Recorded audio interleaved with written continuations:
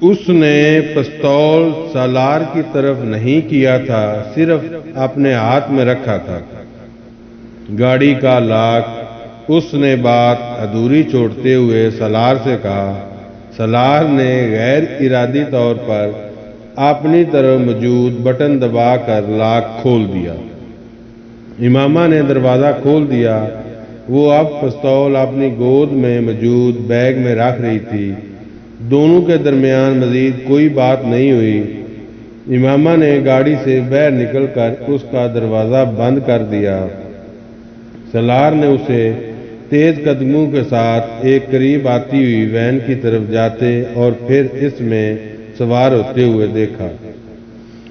اس کی قوت مشاہدہ بہت تیز تھی۔ وہ کسی بھی شخص کے چہرے کو پڑھ سکتا تھا اور اسے اس چیز پر بڑا زوم تھا۔ مگر وہاں اس دھند آلود سڑک پر گاڑی پر بیٹھے ہوئے اس نے اعتراف کیا وہ امامہ ہاشم کو نہیں جان سکا تھا۔ وہ اگلے کئی منٹ اسٹیئرنگ پر دونوں ہاتھ رکھے بے یقینی کے عالم میں وہیں بیٹھا رہا تھا۔ امامہ ہاشم کے لیے اس کی ناپسندیدگی میں کچھ اور اضافہ ہو گیا تھا۔ وہ واپسی پر دھند کی پرواہ کیے بغیر پوری رفتار سے گاڑی چلا کر آیا تھا۔ پورا راستہ اس کا ذہن اسی ہدیڑ بن میں لگا ہوا تھا کہ اس نے پستول آخر کہاں سے نکالا تھا۔ وہ پورے وثوق سے کہہ سکتا تھا کہ جس وقت وہ وضو کے لیے پاؤں دھو رہی تھی اس وقت وہ پستول اس کی پنڈلی کے ساتھ نہیں تھا، ورنہ وہ ضرور اس کی پنڈلی کے ساتھ بندھا ہوا تھا۔ وہ برگر کھانے اور چائے پینے کے بعد گاڑی میں آ کر بیٹھ گئی تھی۔ وہ کچھ دیر بعد گاڑی میں آیا تھا۔ یہ یقیناً گاڑی میں موجود اس کے بیگ میں ہی تھا۔ وہ اندازہ لگانے لگا۔ وہ جس وقت اپنے گھر پہنچا اس کا موڈ آف تھا۔ گیٹ سے گاڑی اندر لے جاتے ہوئے اس نے چوکیدار کو اپنی طرف بلایا۔ رات کو میں جس لڑکی کے ساتھ یہاں سے گیا تھا تم نے اس کے بارے میں کسی کو نہیں بتاؤ گے؟ بلکہ رات میں ہی کہیں نہیں گیا، سمجھ میں آیا؟ اس نے تہمکانہ انداز میں کہا۔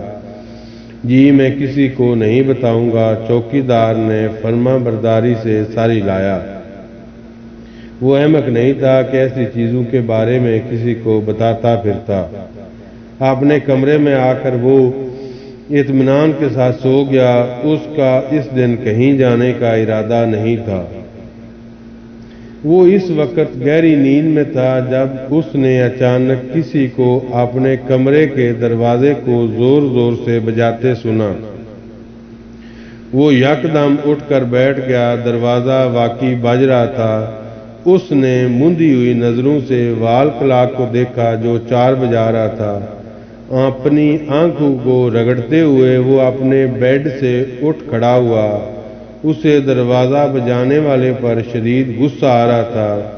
اسی غصے کے عالم میں اس نے بڑبڑاتے ہوئے ایک جھٹکے کے ساتھ دروازہ کھول دیا۔ باہر ملازم کھڑا تھا۔ کیا تکلیف ہے تمہیں؟ کیوں اس طرح دروازہ بجا رہے ہو؟ دروازہ توڑنا چاہتے ہو تم؟ وہ دروازہ کھولتے ہی ملازم پر چلایا۔ سالار صاحب باہر پولیس کھڑی ہے، ملازم نے گھبرائے ہوئے انداز میں کہا۔ سالار کا غصہ اور نیند 1 منٹ میں غائب ہو گئے۔ 1 سیکنڈ سے بھی کم عرصے میں وہ پولیس کے وہاں آنے کی وجہ جان گیا تھا اور اسے ان کی اور امامہ کے گھر والوں کی اس مستعدی پر حیرت ہوئی تھی۔ آخر وہ چند گھنٹوں میں سیدھے اس تک کیسے پہنچ گئے؟ کس لیے آئی ہے پولیس؟ اس نے اپنی آواز کو پرسکون رکھتے ہوئے بے تاثر چہرے کے ساتھ پوچھا۔ یہ تو جی پتہ نہیں، وہ بس کہہ رہے ہیں کہ آپ سے ملنا ہے۔ مگر چوکیدار نے گیٹ نہیں کھولا۔ اس نے ان سے کہہ دیا ہے کہ آپ گھر پر نہیں ہیں، مگر ان کے پاس آپ کے وارنٹ ہیں اور وہ کہہ رہے ہیں کہ اگر انہیں اندر نہیں آنے دیا گیا تو وہ زبردستی اندر آ جائیں گے۔ اور تمام لوگوں کو گرفتار کر کے لے جائیں گے۔ سالار نے بے اختیار اطمینان بھرا سانس لیا۔ چوکیدار نے واقعی بڑی عقل مندی کا مظاہرہ کیا تھا۔ اسے یقیناً یہ اندازہ ہو گیا تھا کہ پولیس رات والی لڑکی کے معاملے میں ہی تفتیش کے لیے وہاں آئی تھی، اس لیے اس نے نہ تو پولیس کو اندر آنے دیا اور نہ ہی انہیں بتایا کہ سالار گھر پر موجود تھا۔ تم فکر مت کرو، میں کچھ نہ کچھ کرتا ہوں، سالار نے ملازم سے کہا اور واپس اپنے بیڈ روم میں آ گیا۔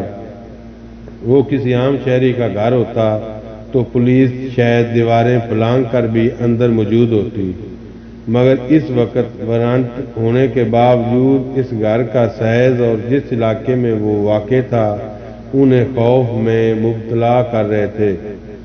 اگر امامہ کا خاندان بھی اثر و رسوخ والا نہیں ہوتا تو شاید اس وقت پولیس اس سیکٹر میں آنے اور خاص طور پر وارنٹ کے ساتھ آنے کی جرأت ہی نہ کرتی، مگر اس وقت پولیس کے سامنے آگے کنواں پیچھے کھائی والی صورت تھی۔ سالار نے بیڈ روم کے اندر آتے ہی فون اٹھا کر کراچی سکندر عثمان کو فون کیا۔ پاپا، ایک چھوٹا سا پرابلم ہو گیا ہے، اس نے چھوٹتے ہی کہا۔ یہاں ہمارے گھر کے باہر پولیس کھڑی ہے اور ان کے پاس میرے گرفتاری کے وارنٹ ہیں۔ سکندر عثمان کے ہاتھ سے موبائل گرتے گرتے بچا۔ کیوں؟ یہ تو پتہ نہیں پاپا، میں سو رہا تھا، ملازم نے جگا کر مجھے بتایا۔ کیا میں جا کر پولیس والوں سے پوچھوں کہ وہ کس سلسلے میں مجھے گرفتار کرنا چاہتے ہیں؟ سالار نے بڑی فرما برداری اور معصومیت کے ساتھ سکندر عثمان سے پوچھا۔ تمہیں باہر نکلنے یا پولیس کو اندر بلوانے کی ضرورت نہیں، تم اپنے کمرے میں ہی رہو، میں تھوڑی دیر بعد تمہیں رنگ کرتا ہوں۔ سکندر عثمان نے عجلت کے عالم میں موبائل بند کر دیا۔ سالار نے مطمئن ہو کر فون رکھ دیا۔ وہ جانتا تھا کہ اب کچھ دیر بعد پولیس وہاں نہیں ہوگی، اور واقعی ایسا ہی ہوا تھا۔ 10-15 منٹ کے بعد ملازم نے آ کر اسے پولیس کے جانے کے بارے میں بتایا۔ ملازم ابھی اس سے بات کر رہا تھا کہ جب سکندر نے دوبارہ کال کی تھی۔ پولیس چلی گئی؟ سکندر نے اس کی آواز سنتے ہی کہا۔ ہاں چلی گئی، سالار نے بڑے اطمینان بھرے انداز میں کہا۔ اب تم میری بات ٹھیک طرح سنو، میں اور تمہاری ممی رات کو کراچی سے اسلام آباد پہنچ رہے ہیں، تم تب تک گھر سے کہیں نہیں نکلو گے، سنا تم نے؟ سالار کو ان کے بات کرنے کا انداز بہت عجیب سا لگا۔ انہوں نے بہت اکھڑ انداز اور سرد موری سے اس سے بات کی تھی۔ سن لیا؟ وہ دوسری طرف سے فون بند کر چکے تھے۔ سالار ابھی فون بند کر رہا تھا جب اس کی نظر اپنے کمرے کے کارپیٹ پر پڑی۔ وہاں جوتے کے نشانات تھے اور اس نے دیکھا ملازم بھی قدرے حیرانی کے عالم میں ان نشانات کو دیکھ رہا تھا جو کھڑکی سے قطار کی صورت میں بڑھ رہے تھے۔ جوتے کے ان نشانات کو صاف کر دو، سالار نے تہمکانہ انداز میں کہا۔ ملازم کمرے سے باہر چلا گیا۔ سالار اٹھ کر کھڑکی کی طرف آ گیا اور اس نے سلائیڈنگ ونڈو پوری طرح کھول دی۔ اس کا اندازہ ٹھیک تھا، جوتے کے وہ مٹی والے نشانات باہر برآمدے میں بھی موجود تھے۔ امامہ نے اپنی کیاریوں سے گزر کر دیوار پھلانگ کر ان کی کیاریوں میں کودی تھی، اور یہی وجہ تھی کہ اس کے جوتے کے تلے مٹی سے بھر گئے تھے، اور اس کی وجہ سے وہ مٹی کم اور کیچڑ زیادہ تھی، اور اس کے برآمدے کے سفید ماربل پر وہ نشانات بالکل ایک قطار کی صورت میں نظر آ رہے تھے۔ وہ ایک گہری سانس لیتا ہوا اندر آ گیا۔ ملازم کمرے میں ان نشانات کو صاف کرنے میں مصروف تھا۔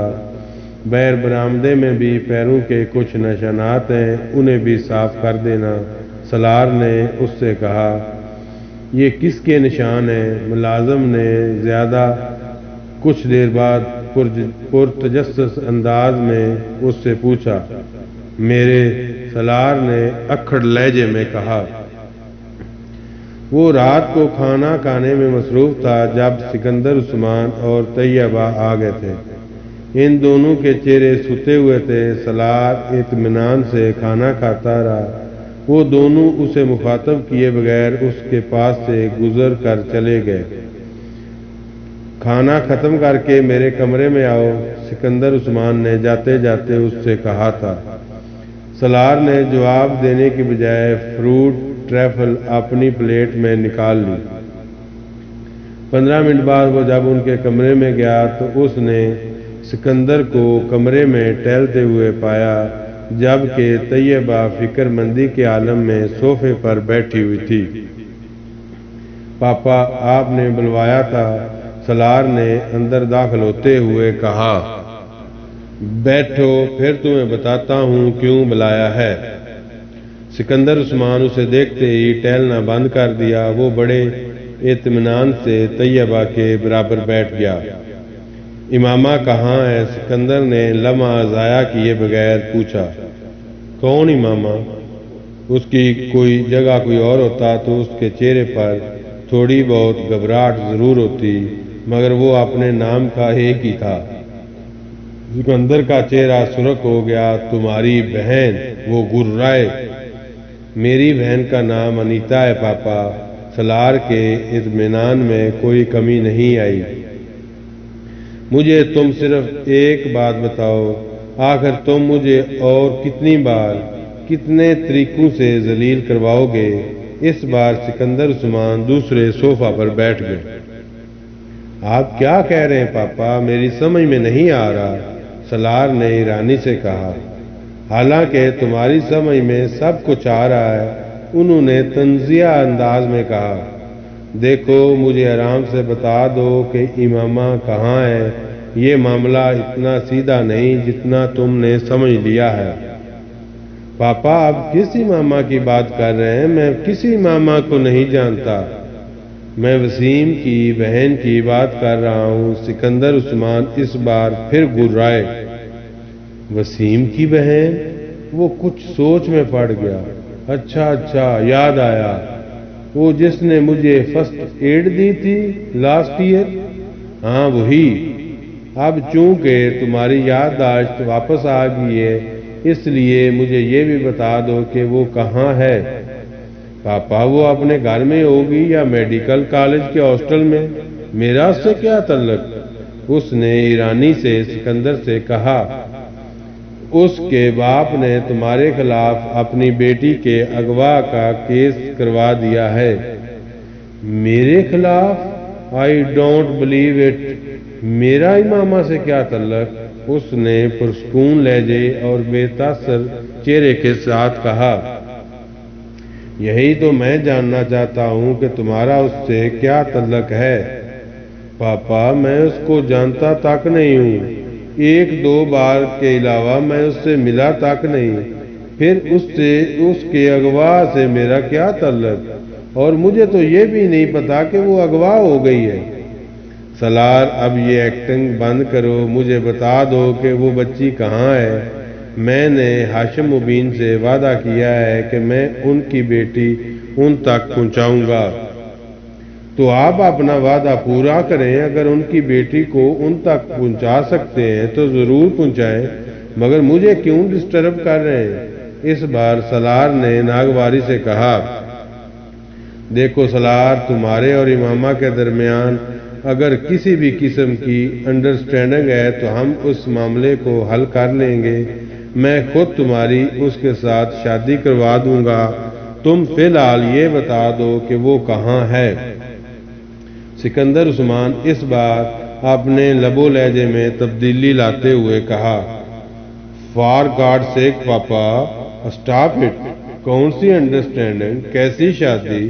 میری کسی کے ساتھ انڈرسٹینڈنگ ہوتی تو میں اسے اغوا کروں گا اور میں انڈرسٹینڈنگ ڈیولپ کروں گا امامہ جیسی لڑکی کے ساتھ؟ وہ میری ٹائپ ہے۔ اس بار سالار نے بلند آواز میں کہا۔ تو پھر وہ تم پر اس کے اغوا کا الزام کیوں لگا رہے ہیں؟ یہ آپ ان سے پوچھیں، مجھ سے کیوں پوچھ رہے ہیں؟ اس نے اسی ناگواری سے جواب دیا۔ آج ہاشم وبیر کہہ رہے ہیں، کل کوئی اور آ کر کہے گا اور آپ پھر مجھ پر چلانا شروع کر دیں گے۔ میں نے آپ کو بتایا ہے کہ میں سو رہا تھا جب پولیس آ کر باہر کھڑی ہوگی اور اب آپ آ گئے اور آتے ہی مجھ پر۔ مجھے تو یہ تک نہیں پتا کہ وسیم کی بہن اغوا ہوئی ہے یا نہیں۔ آخر وہ لوگ مجھ پر الزام کیوں لگا رہے ہیں؟ کیا ثبوت ہے ان کے پاس کہ میں ان کی بیٹی کو اغوا کیا ہے؟ بالفرض میں نے اغوا کیا بھی ہے تو کیا میں یہاں اپنے گھر میں بیٹھا ہوں گا؟ مجھے اس وقت اس لڑکی کے ساتھ ہونا چاہیے۔ سالار تلخی سے بولتا رہا، مجھے ایس ایس پی سے تمہارے کیس کی تفصیلات کا پتہ چلا ہے۔